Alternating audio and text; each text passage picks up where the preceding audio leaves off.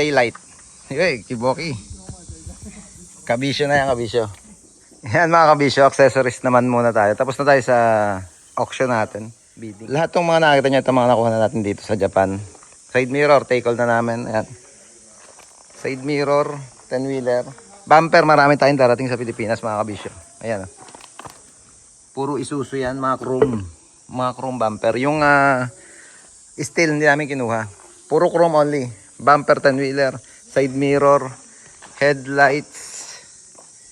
Headlight ng Giga at headlight ng Modelo. Yung modelong or new face na Isuzu rin, 10-wheeler. Tail light, meron din. Cabin. Meron din tayo. Ito ba bumper? Dalawa. May nakuha pa tayo. 2 bumper. I-main nyo na mga kabisyo para pagdating sa Pilipinas. Kung kailangan nyo itong mga pinapakita ko. Sa inyo na namin i-reserve yan para hindi na namin popos. Yan. Bumper, headlights, ladder. Marami tayong nakuha dito. PM na kayo sa amin para hanggang dito kami mapili namin yung mga ano nyo. Ito ladder, nakuha na natin to. Ladder. Cabin, meron pa kasi tayong cabin na stock kaya hindi muna kami mag-uwi. May parating pa kasi. Pero kung kailangan nyo mga kabisyo, pwede tayong kumuha dito sa Japan. Pakuha tayo dito sa auction. Yan, container. Puno na yata isang container. Nakalis na kayo isa kanina. Ayun, yung container. Puno na rin yan. Philippines na rin yan. Going to Philippines.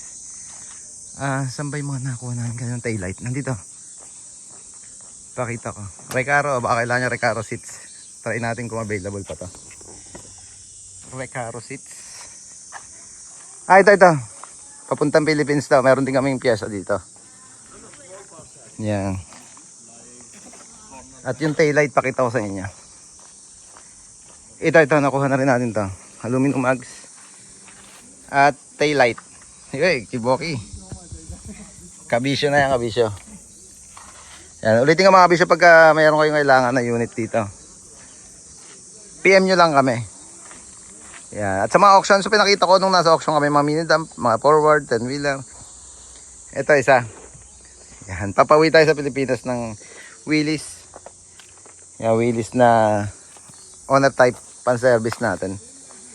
Yung napansin nyo yung binidyo ko hapon na Modelo 12-wheeler na self-loading. Self-loader yung buwabay bed. Lalabanan sana namin kaso ang mahal. Ang mahal nung presyo niya. Kaya hintay muna nating bumababa. Yeah boy.